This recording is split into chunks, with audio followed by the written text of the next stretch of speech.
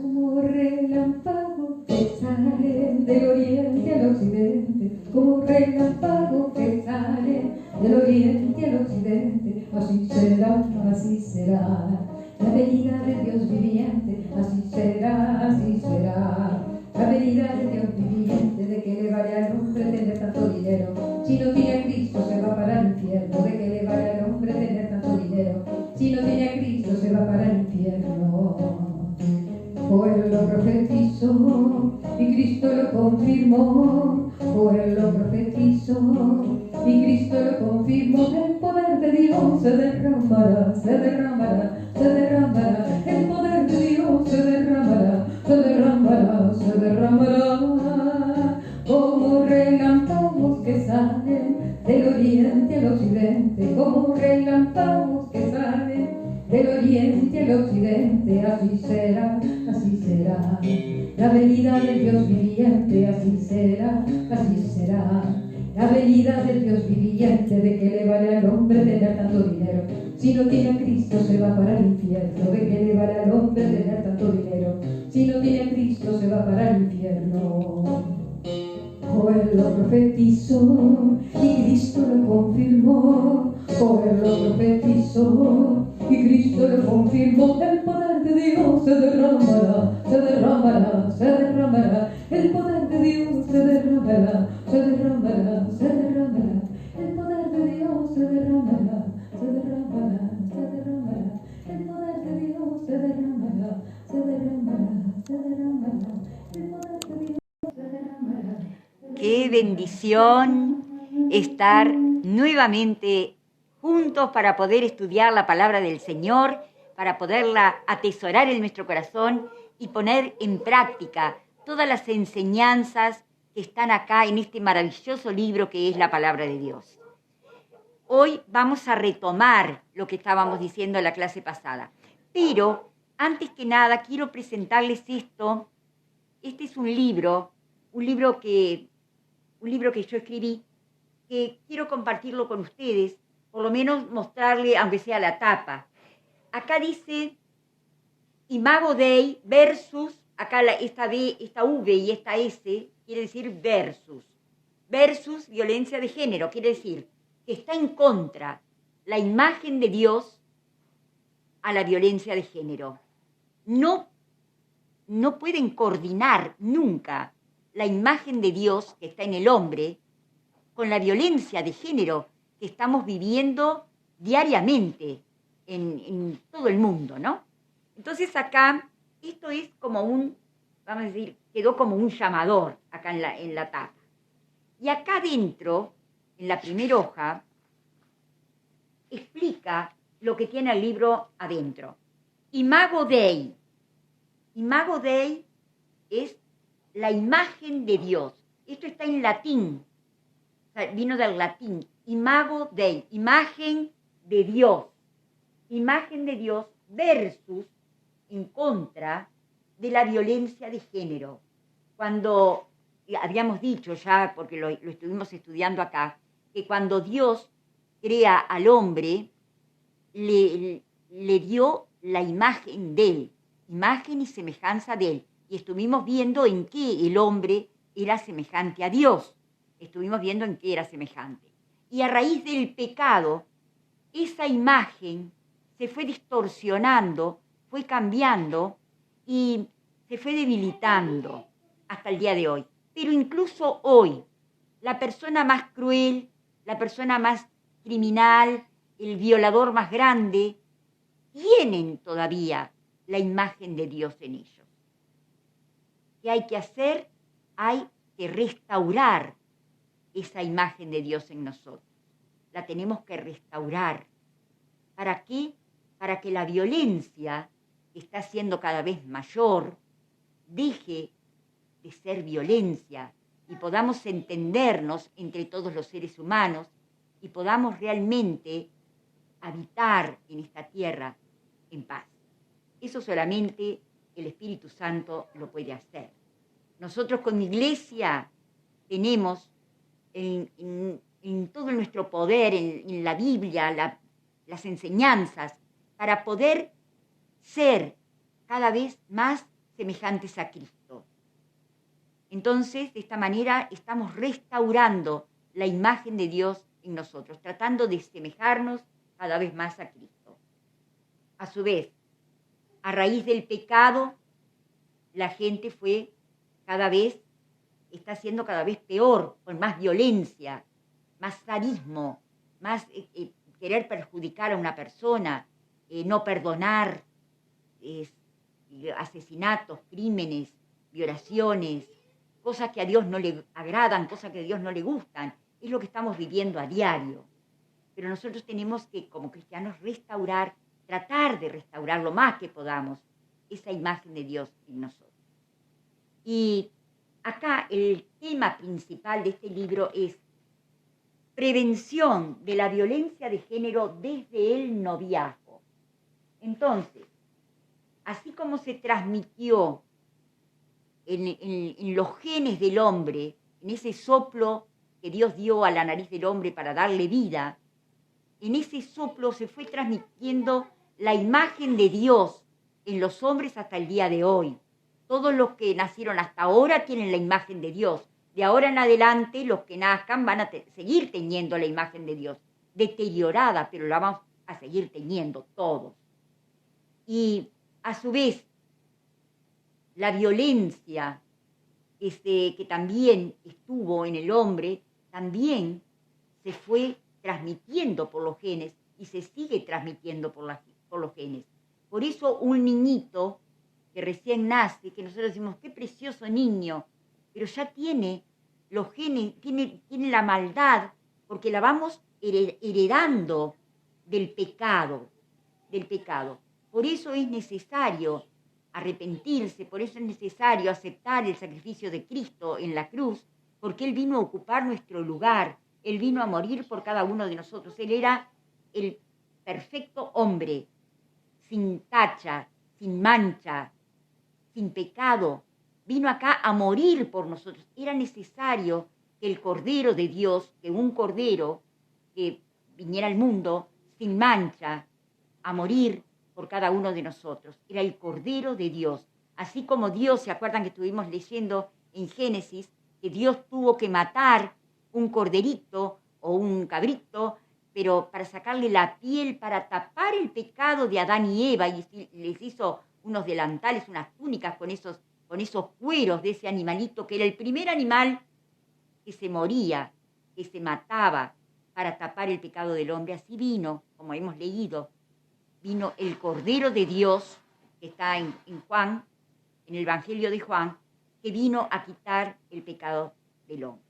Y acá en el último capítulo de este libro, habla sobre la prevención, cómo prevenir la violencia de género desde el noviazgo. Ahora, la conclusión del libro es que no es desde el noviazgo que hay que prevenir la violencia, sino desde los niños.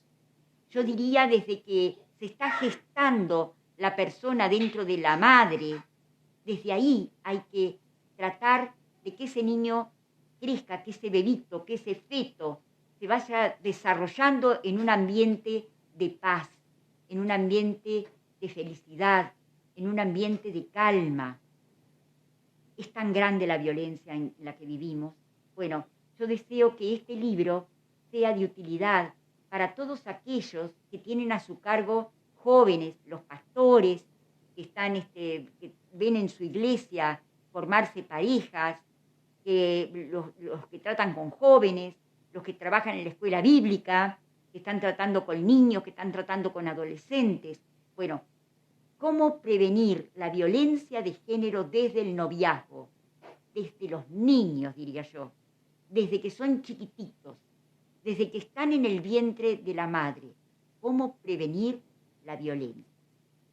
Bueno, este libro lo pueden adquirir acá, en la iglesia del Pastor Tomasino, lo pueden adquirir también ahí en la calle Leandro Gómez, 739, también en la iglesia de las Asambleas de Dios, y bueno, después estará también en algún otro lugar. Que Dios los bendiga grandemente, y ahora sí vamos a comenzar con el estudio de la palabra de Dios acá en Génesis. El otro día habíamos estado hablando y habíamos llegado hasta Noé. Habíamos llegado un poquito más acá y habíamos hablado de los hijos de Dios. ¿Se acuerdan que había surgido una pregunta después que habíamos terminado acá? Surgió una pregunta que ahora la vamos a contestar. Pero antes que nada vamos a hacer un repaso, porque como ocupamos justamente un poquito de tiempo en la presentación del libro, que deseo realmente que sea de provecho para todos ustedes y que lo puedan usar para trabajar con los jóvenes y con los adolescentes. Bueno, quiero hacer un pequeño repasito, empezando desde Set. ¿Se acuerdan quién era Set? Set es el hijo de Adán y Eva, el que tuvieron después que murió Abel. ¿Se acuerda que Abel lo había matado Caín? Eran los dos hijos que tenían Adán y Eva, y justamente Caín mató a Abel. Que ya habíamos dicho por qué, bueno, no quiero detenerme en eso. Pero después dice acá, en el 25, aconteció 4:25 de Génesis.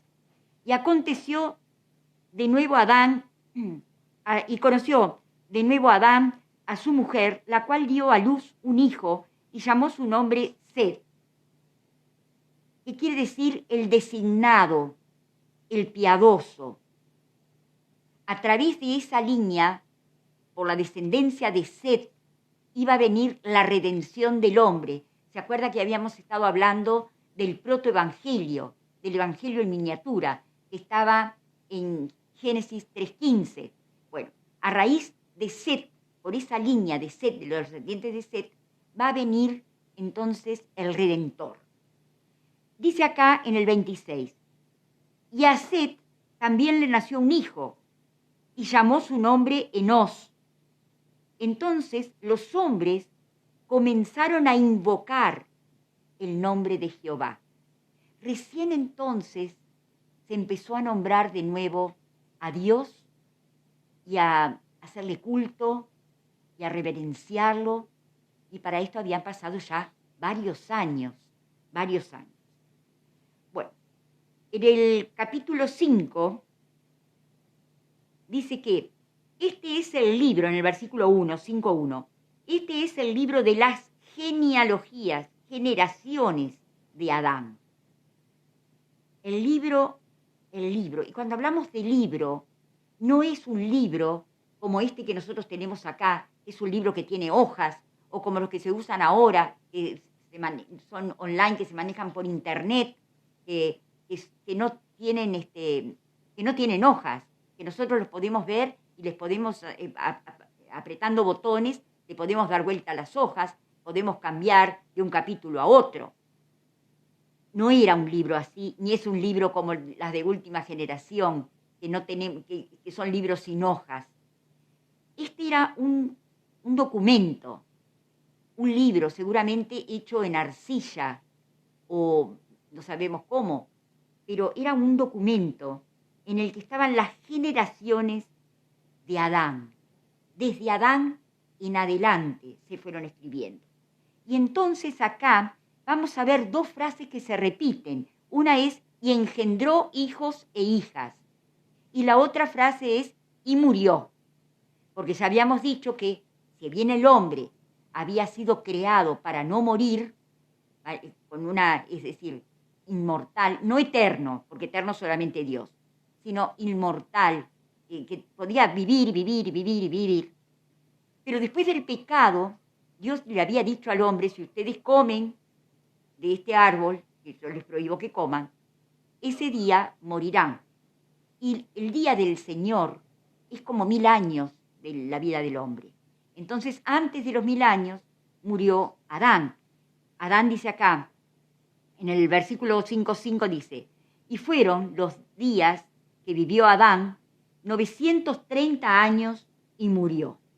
930 años vivió. O sea, cerca de los 1000 años, pero no llegó a los 1000 años. Después sigue, vivió Enós en el 9, dice, vivió Enós 90 años y engendró a Cainán. y engendró hijos e hijas. Y fueron los días de Enos, dice en el versículo 11, 905 años y murió. Y vivió Cainán 70 años y engendró a Mahalaleel. Y vivió Cainán, después que engendró a Mahalaleel, 840 años y engendró hijos e hijas. Y fueron todos los días de Cainán 910 años y murió. Y así se van repitiendo, y así van naciendo y se van repitiendo. Y solamente nombra el primogénito. Los demás no los nombran. Ahora fíjense en ustedes que con una vida de 900 años se habrán podido tener hijos con la mujer a quien amaban, con la que era su esposa, con la que iban a pasar el tiempo juntos.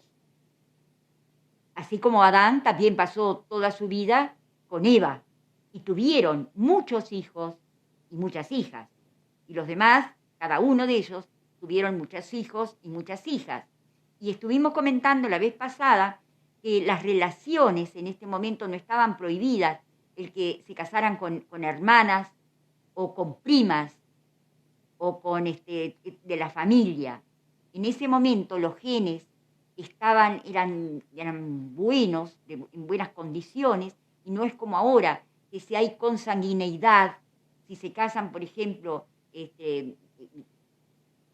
con mucha familiaridad entre ellos, tienen problemas después de que el niño, la generación, salga con algún problema.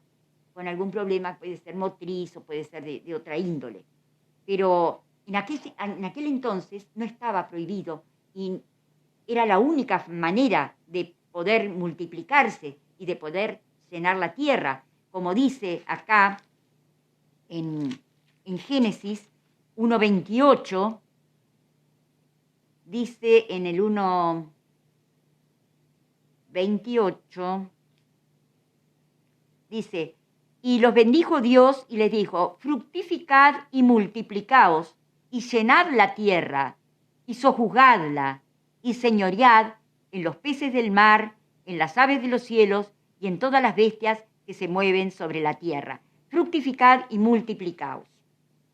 Bueno, ese era el mandato. Ahora después vamos a volver de nuevo sobre ese versículo porque lo quiero relacionar con otra cosa que vamos a ver más tarde. Acá en el versículo 21, estoy en el 5:21, dice: vivió Enoc 65 años y engendró a Matusalén. También habíamos estado hablando de esto. Dijimos que Matusalén fue el hombre que vivió más años, porque vivió 969 años. Dice en el 22, y caminó Enoc con Dios después que engendró a Matusalén 300 años y engendró hijas e hijas. Y fueron todos los días de Enoc 365 años. Caminó pues Enoc con Dios y desapareció. ¿Por qué desapareció? Porque le llevó Dios. Enoc caminó con Dios y Dios lo llevó. Dios lo llevó. Lo sacó de acá, de esta tierra. Se lo llevó. No pasó por la muerte. No pasó por la muerte. Eso es un misterio que nosotros tenemos, pero no quedó el cuerpo de él, no quedó acá en la tierra. Y dice acá en el 26, 5:26, y dice: y vivió Matusalén, después que engendró a Lamec, 782 años y engendró hijos e hijas. Y fueron pues todos los días de Matusalén 969 años y murió. Ahí está. Y vivió Lamec y vivió Lamec 182 años y engendró un hijo y llamó su nombre Noé, el famoso Noé.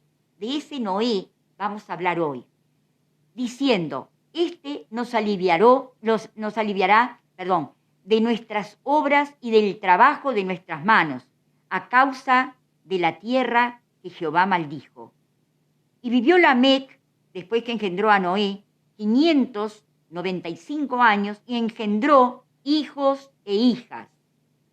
Y en el 32 dice, siendo Noé de 500 años, engendró a Sem, Cam y Jafet. Esos son los hijos de Noé, Sem, Cam y Jafet. Estos 3 hijos los vamos a estar recordando por un tiempo, porque fueron la descendencia de Noé y cada uno de ellos tuvo una descendencia fructífera que fue para distintos lados. Y llegamos al capítulo 6, que también lo habíamos estado mencionando en la clase pasada, y dice, aconteció, 6.1, que cuando comenzaron los hombres a multiplicarse sobre la faz de la tierra y les nacieron hijas, que viendo los hijos de Dios que las hijas de los hombres eran hermosas, tomaron para sí mujeres, escogiendo entre todas. ¿Se acuerdan que habíamos estado hablando,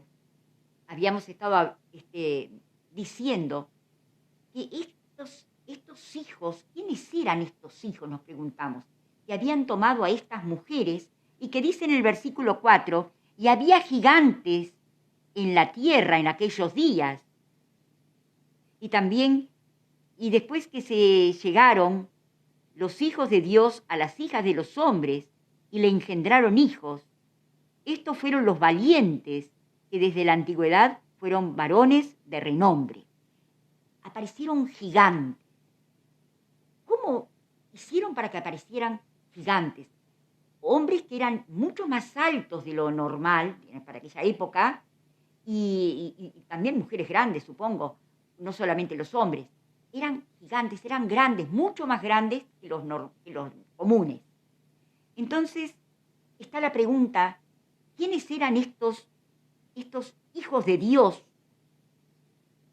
Que viendo los hijos de Dios, que las hijas de los hombres eran hermosas, ¿quiénes eran estos hijos de Dios? Bueno, y estábamos diciendo que algunos piensan que eran ángeles, que habían tomado la forma humana y que habían estado o habitado con mujeres, las habían conocido y habían tenido con ellas hijos e hijas. Si es así, es algo atroz, algo que por supuesto Dios no lo podía permitir. Y según vimos en Judas 6 y en 2 de Pedro 2:4, que serían los ángeles que después Dios tuvo que poner en un lugar, en un lugar en presidio, en un lugar encadenados, en un lugar que no pudieran salir de ahí. Bueno, eso ya lo vimos también en la clase pasada. Hubo una pregunta de quiénes serían estos ángeles. Bueno, acá no dice, la palabra de Dios no dice, seguramente fueran querubines. ¿Se acuerdan que Satanás era también un querubín que había querido ser igual a Dios y que, bueno, Dios le sacó el grado máximo que tenía porque tenía un gran grado, ocupaba un lugar muy importante dentro de los querubines. Y, bueno, Dios le sacó ese lugar y acá en 2 de Pedro 2:4 estuvimos leyendo también, y en Judas 6 estuvimos leyendo, serían ángeles y supongo que serían querubines también, que habían dejado su lugar para venir a ocupar lugar de hombres, pero esto sí es algo así, es algo realmente repulsivo, porque según dijo el Señor Jesús, que dice ahí en Mateo, los ángeles no pueden reproducirse, los ángeles, pero siguiendo algo atroz, podían haberlo hecho. Y de ahí el castigo y el confinamiento de ellos a lugares de prisión hasta el día de hoy. Pero también puede haber sido los hijos de Dios que mencionan acá, según algunas corrientes de teólogos, pueden haber sido también los hijos de Set, que vendrían a ser los hijos de Dios, por el lado de Dios, los hijos de Caín, que serían los que anduvieron con las hijas de Set, en todo caso, y que podrían haber sido también estos gigantes que nacieron. La verdad que tanto unos como los otros no sabemos exactamente si fueron hijos de Caín o hijos de descendientes de Caín, estos gigantes, o si fueron con las hijas de Set, o si fueron mujeres que tuvieron relaciones con estos ángeles que después cayeron por orden de Dios. Bueno, si fueron ángeles, serían probablemente querubines.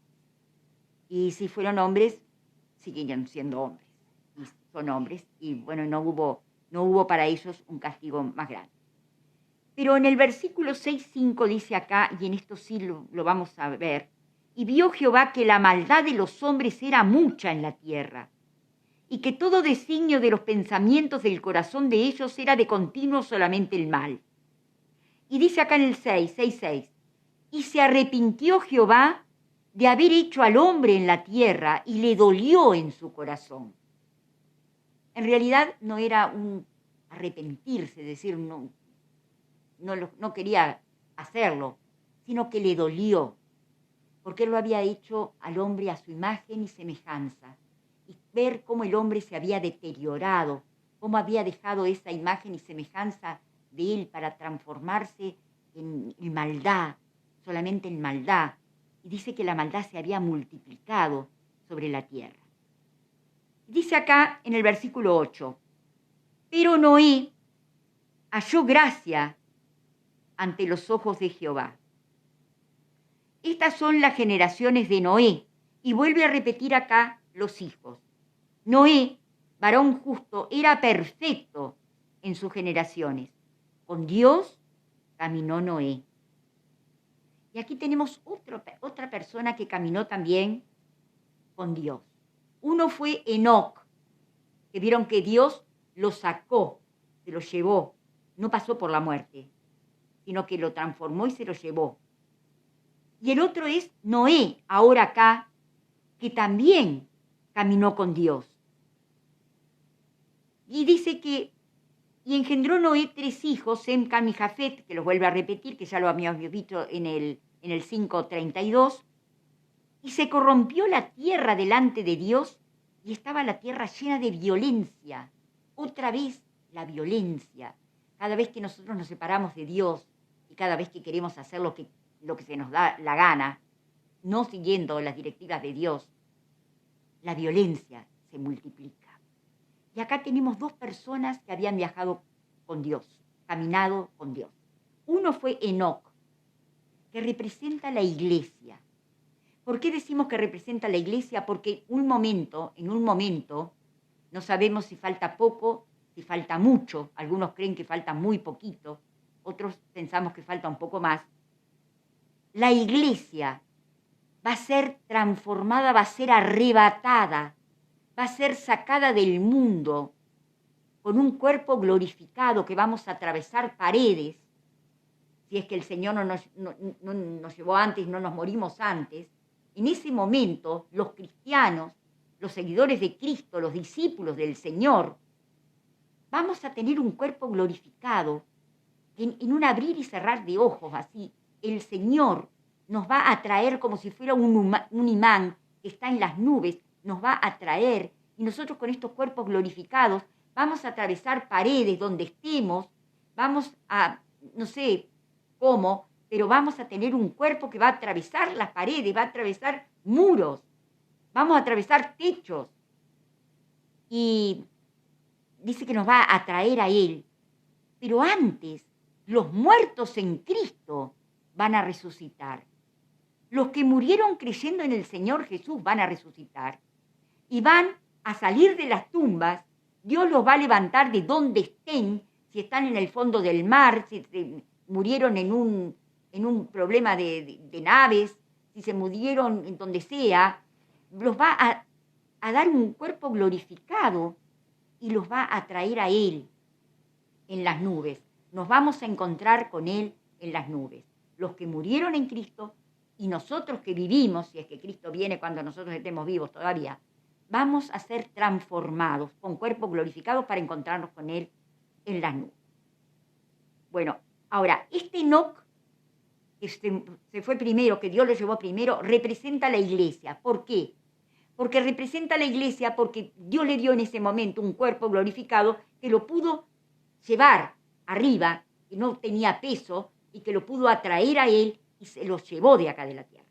Entonces es como la iglesia. La iglesia va a pasar lo mismo. Dios le va a dar ese cuerpo glorificado y va a salir de acá de la tierra sin peso y va a ser atraída por el Señor. Y Noé representa al pueblo de Israel. ¿Por qué? Porque el pueblo de Israel va a tener que pasar por una tribulación que la vemos al final de los tiempos, ¿verdad? La tribulación, aquellos famosos 7 años, esos 7 años que están divididos en 3 años y medio y 3 años y medio, que es la tribulación y la gran tribulación, los últimos 3 años y medio. El pueblo de Israel los va a tener que pasar, porque en ese tiempo Dios va a tratar con ellos y van a reconocer a Cristo, van a reconocer al Señor Jesús como el Mesías enviado por Dios para salvar a la gente, al mundo. Entonces, Noé representa a Israel. Israel va a tener que pasar por la tribulación, pero a su vez, Noé tuvo que pasar también por una tribulación en aquel momento, que fue el diluvio. Y sobre ese diluvio es que vamos a hablar en el día de hoy. Dice acá en el versículo 13, dijo pues Dios a Noé, he decidido el fin de todo ser, porque la tierra está llena de violencia a causa de ellos. Y he aquí que yo los destruiré con la tierra. Dice, yo los destruiré con la tierra. Ahora sabemos que la tierra, con el diluvio, no fue destruida totalmente, cambió la tierra. Por eso cuando llegamos a Apocalipsis y vemos que cielos nuevos y tierras nuevas, algunos teólogos piensan que la tierra va a ser totalmente transformada, pero que vamos a seguir en esta tierra. Otros piensan que no, que realmente eso de cielos nuevos y tierra nueva es realmente literal y que realmente va a haber un cielo nuevo y una tierra nueva. Otros no lo piensan así. De todas maneras, acá dice, yo destruiré con la tierra. Y seguimos en el versículo 14, 6:14 dice, hazte un arca de madera de gofer,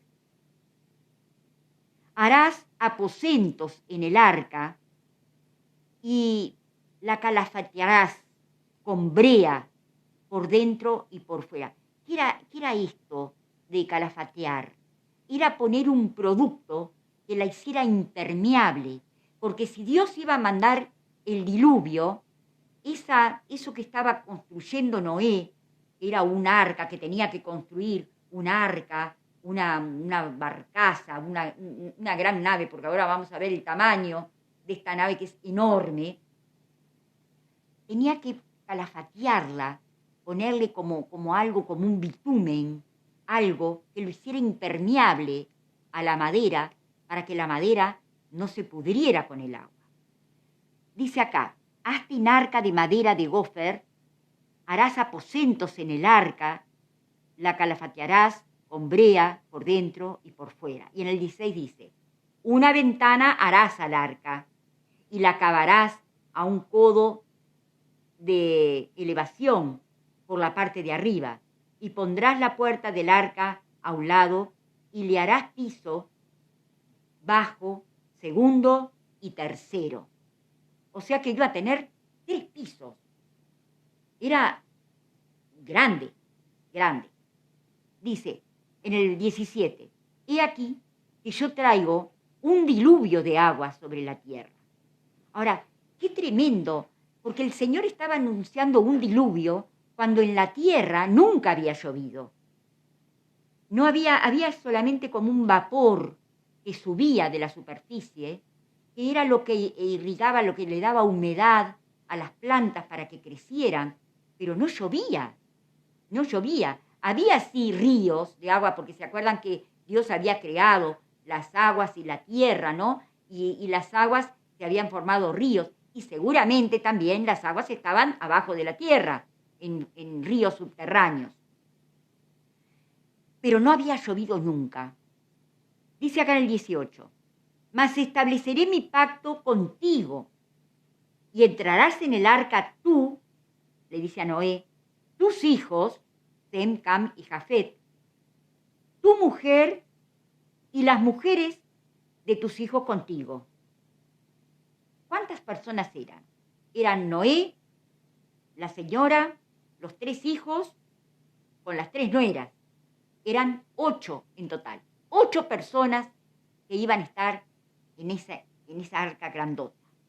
Dice en el 19, y todo lo que vive, de toda carne, 2 de cada especie, meterás en el arca, para que tengan vida contigo, macho y hembra serán.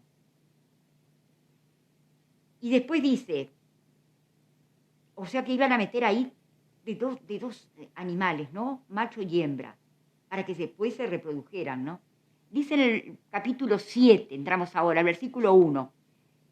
Dijo luego Jehová a Noé, entra tú y toda tu casa en el arca, porque a ti he visto justo delante de mí en esta generación perversa, en esa generación de violencia que había. Solamente a Noé lo había encontrado justo Dios. Versículo 2. De todo animal limpio tomarás 7 parejas, macho y su hembra, más de los animales que no son limpios. Y aquí Dios hace una clasificación, animales limpios y no limpios, seguramente pensando después en los sacrificios que iban a haber sobre los animales. Una pareja, el macho y su hembra. En el versículo 4 dice, porque pasados aún 7 días, yo haré llover sobre la tierra 40 días y 40 noches. 40 días y 40 noches en forma torrencial, en forma permanente. Y raeré de sobre la faz de la tierra a todo ser viviente que hice. Versículo 5. E hizo Noé conforme a todo lo que le mandó Jehová. Era Noé de 600 años cuando el diluvio de las aguas vino sobre la tierra. Qué interesante. Ahora, tenía que poner todos los animales adentro del arca. Nosotros pensamos, ¿cómo hacía con los animales grandes? Porque en ese entonces estaban los mamuts también, que eran grandes, estaban, elefantes, había grandes animales marinos también. ¿Cómo hacía para poner todo eso en el arca? Y resulta que estuve leyendo y que quizás él puso animales jóvenes, de estos grandes, en lugar de ponerlos ya adultos y grandes, los puso siendo medios chicos para que ocupara medio lugar. De todas maneras, esa arca era enorme, enorme. Seguimos leyendo. Dice en el versículo 11, el año 600 de la vida de Noé, en el mes segundo, a los 17 días del mes, aquel día, fueron rotas todas las fuentes del grande abismo y las cataratas de los cielos fueron abiertas. O sea que si hablamos de cataratas del abismo, quiere decir que las aguas subterráneas se brotaron para afuera de la tierra y se llenó la tierra de agua de afuera, de adentro de la tierra, brotó el agua de los ríos para afuera. Y a su vez llovió de arriba del cielo, llovió torrencialmente. O sea que aquello era agua que salía de abajo y agua que venía de arriba. 40 días y 40 noches. Dice en el versículo 15, 7:15, vinieron pues Noé al arca de 2 en 2 de toda carne en que había espíritu de vida. 16. Y los que vinieron, macho y hembra, de toda carne vinieron, como le había mandado Dios, y Jehová le cerró la puerta. O sea que la puerta no la había cerrado Noé, la cerró Dios. Después que habían entrado todos los animales, Dios cerró la puerta. ¿Por qué habrá cerrado la puerta Dios? Porque no se olviden que afuera del arca había cantidad de gente. Entonces, todas esas personas, cuando vieron que empezaba a llover, que nunca habían visto llover, que empezaban a brotar el agua del suelo, pero así, a borbotones, en cantidades monstruosas, que nunca jamás lo habían visto, habrán tenido miedo y habrán querido ir al arca, subir al arca, que seguramente durante tantos años, porque a Noé les llevó años hacer el arca, porque era muy grande, les llevó años, decenas de años, a hacer el arca. Fíjense que no había llovido y se lo habrán criticado a Noé. Este loco, mirá este loco, haciendo un arca porque dice que va a llover, que va a caer agua, pero mirá, ¿de dónde sacó? ¿No ves que está más loco que nunca? Y Noé seguía trabajando y seguramente los hijos con él haciendo el arca, formándola como Dios le había dicho que lo hiciera, con todas las mediciones que le había dicho que hiciera. Y las mediciones eran realmente fabulosas. Miren, tenía 135 metros de largo, o sea que casi una cuadra y media casi de largo el barco. Tenía de ancho 22 metros y medio y de alto 13 metros de alto. Era enorme. Podían entrar ahí 14 toneladas en bruto. ¡Qué tremendo! Y habían 17.600 especies de animales, entre insectos, animales chiquititos y animales grandes. 17.600 especies ahora sería esa cantidad ahora. En aquel entonces eran muchas más, porque hay cantidad de especies que se extinguieron porque por los depredadores, por el hombre incluso, que no le dio el hábitat necesario para que se desarrollaran. Muchas especies ya no están más. O sea que esas son las especies que hay ahora, 17.600 especies hay ahora de animales, diferentes, ¿no? En aquel entonces habían más. O sea que fíjense en ustedes todos los animales que pudieron entrar ahí, los chiquititos, los insectos, los chiquititos más chiquititos, los otros, los más grandes, los más grandes, los más grandes. Bueno, 40 días y 40 noches sobre las aguas. Dice el 21, y murió toda carne que se mueve, estoy en el 7:21, y murió toda carne que se mueve sobre la tierra, así de aves como de ganado y de bestias, y de todo reptil que se arrastra sobre la tierra, y todo hombre murió. Todo animal que estaba fuera del arca murió. Dice en el 23, así fue destruido todo ser que vivía sobre la faz de la tierra, desde el hombre hasta la bestia, los reptiles y las aves del cielo, y fueron raídos de la tierra, y quedó solamente Noé y los que con él estaban en el arca. Y prevalecieron las aguas sobre la tierra 150 días. Había agua y agua y agua y agua y agua. Llegamos al capítulo 8. Dice el versículo 1. Vamos a leer del 1 en adelante hasta el 4. Dice, y se acordó Dios de Noé. No es que a Dios le haya faltado memoria, sino que es una manera de expresarse en el hebreo. En realidad, llegó la hora, quiere decir acá, llegó la hora de que Noé saliera con su familia. Era la hora oportuna.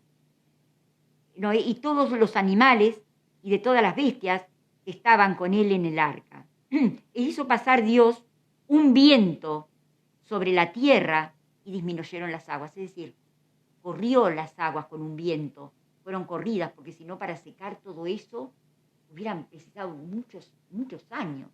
Pero hizo soplar un viento para que las aguas se desparramaran se despejara.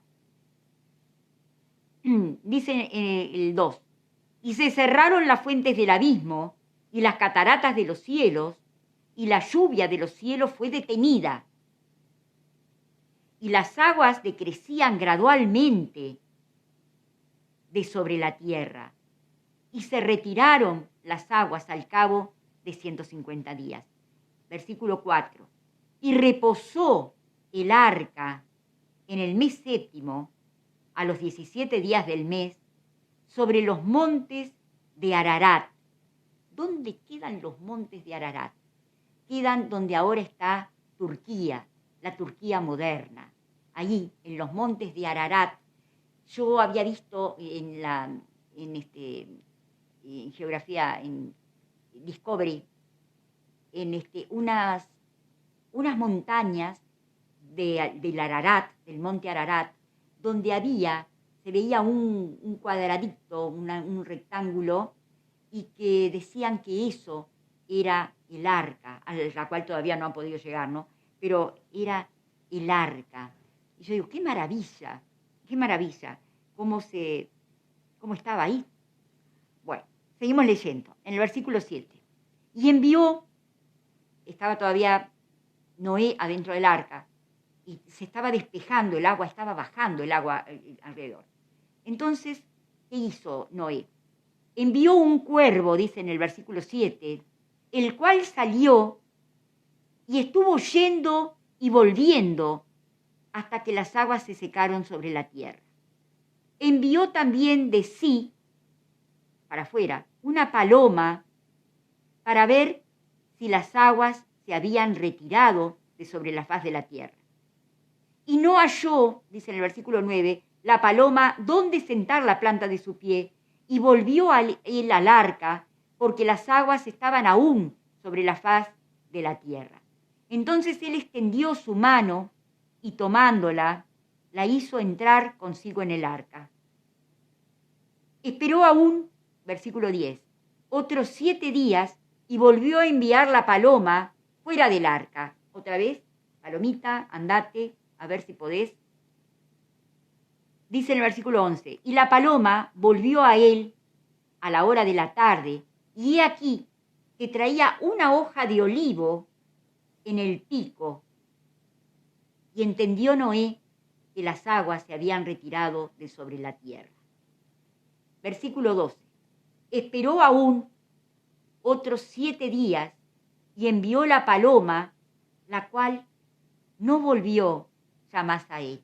O sea que la paloma encontró su hábitat a donde estar y ya no volvió junto a Noé, porque él tenía entonces donde habitar en un lugar mejor que el arca, un lugar natural, un lugar que Dios había preparado, ¿no? Dice en el versículo 13, y sucedió que en el año 601 de Noé, de la tierra, y quitó Noé la cubierta del agua, y miró, del arca, y miró, y he aquí que la faz de la tierra estaba seca. Versículo 14, y en el mes segundo, a los 27 días del mes, se secó la tierra. Había pasado para esto 1 año y 10 días. Desde que Noé entró hasta ahora, 1 año y 10 días. Entonces habló Dios a Noé diciendo, sal del arca tú y tu mujer y tus hijos y las mujeres de tus hijos contigo. Todos los animales que están contigo, de toda carne, de aves y de bestias, y de todo reptil que se arrastra sobre la tierra, sacarás contigo. Y vayan por la tierra y fructifiquen y multiplíquense sobre la tierra. Entonces salió Noé y sus hijos, su mujer y las mujeres de sus hijos con él. Todos los animales y todo reptil y toda ave, todo lo que se mueve sobre la tierra, según sus especies, salieron del arca.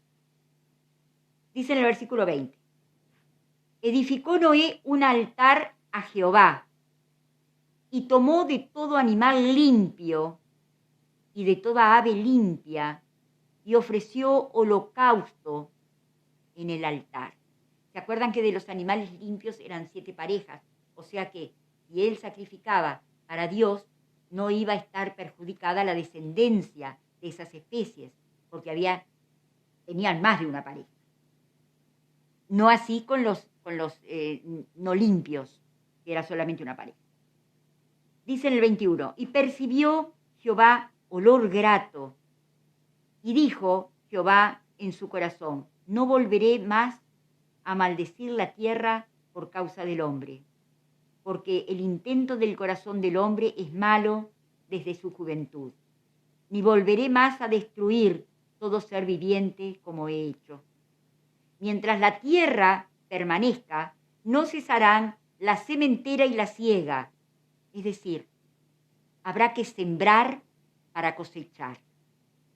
Desde ese entonces había que sembrar para poder cosechar.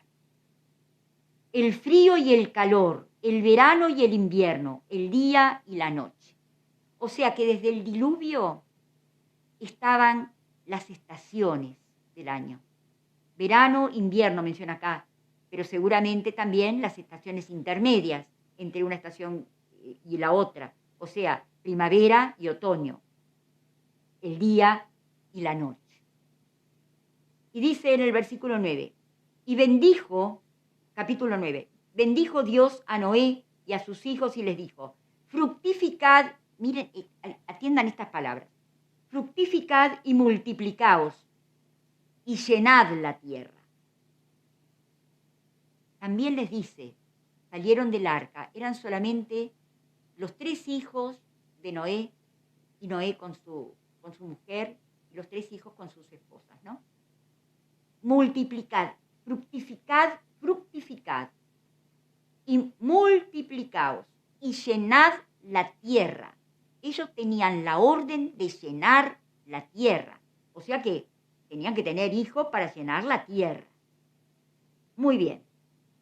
El temor y el miedo de vosotros, que les dice Dios, estarán sobre todo animal de la tierra y sobre toda ave de los cielos, en todo lo que se mueva sobre la tierra y en todos los peces del mar, en vuestras manos son entregados. Ahora quiero recapacitar con ustedes sobre esta palabra. Fructificad y multiplicaos y llenad la tierra, les dice Dios acá.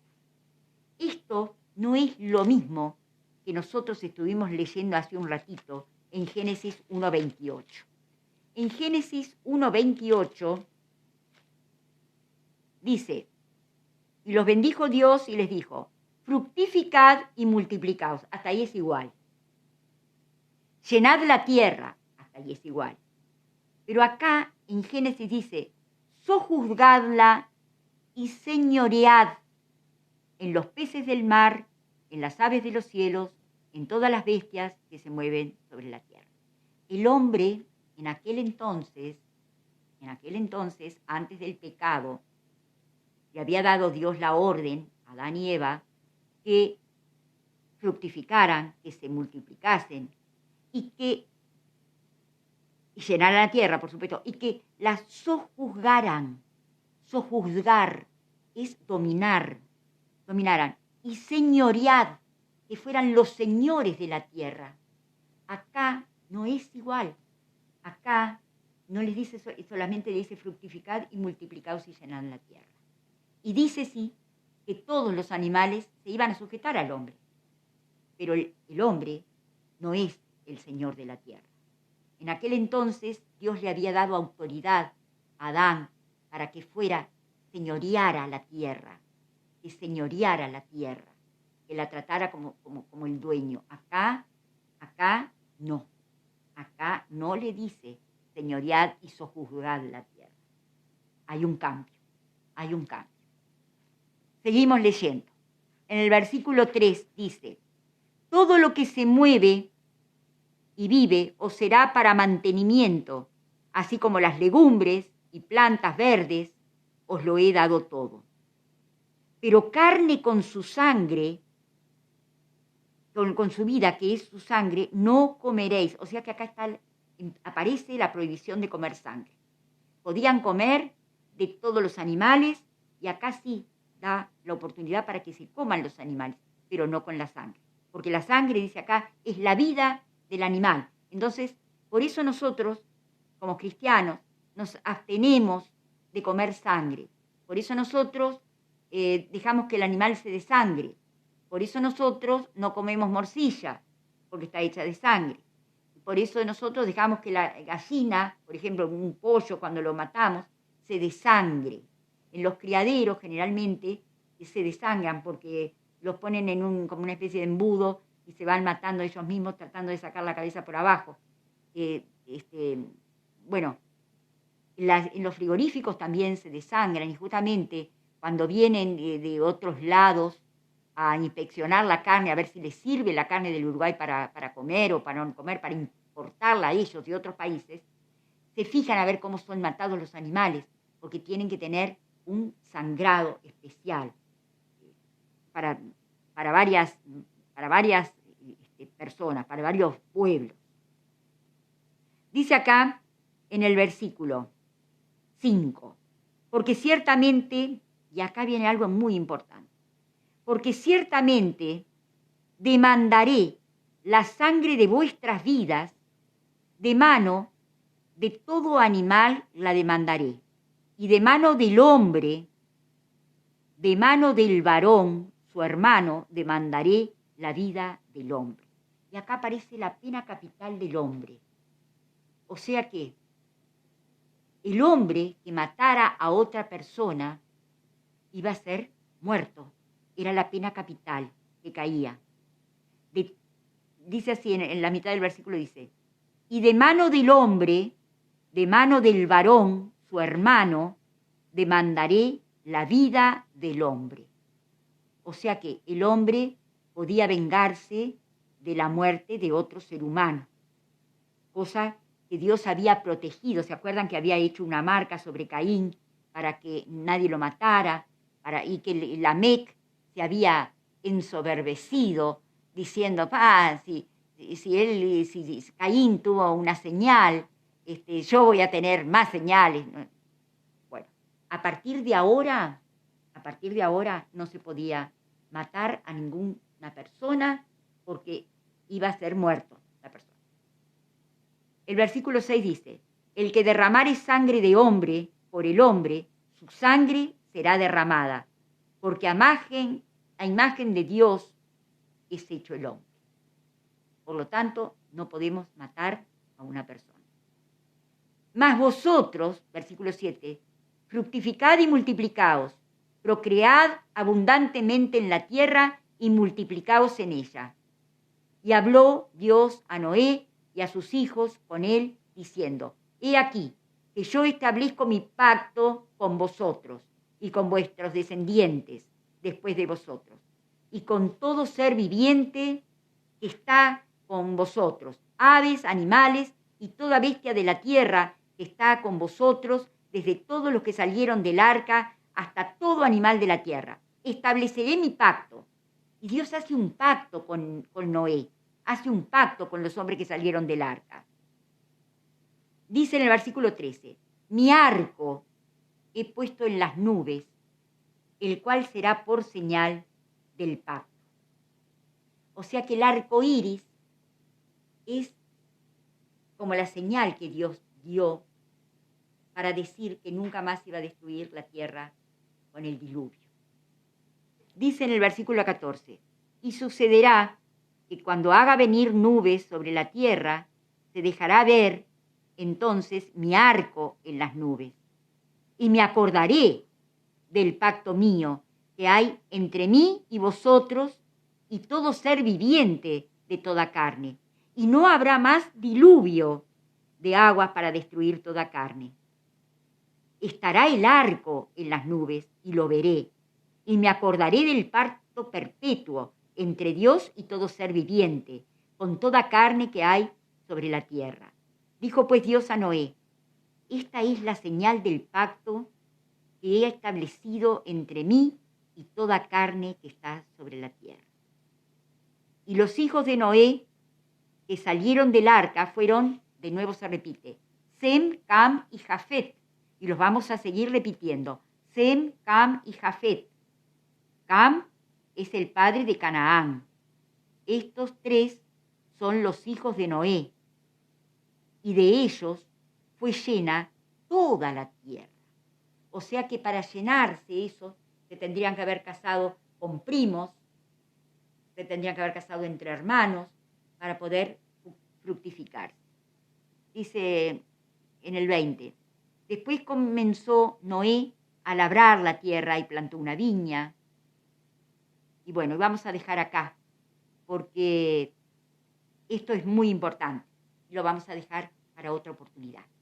Que Dios te bendiga grandemente y que estas cosas puedan ser atesoradas por ti. Vamos a orar y voy a pedir a Dios que te bendiga muy ricamente.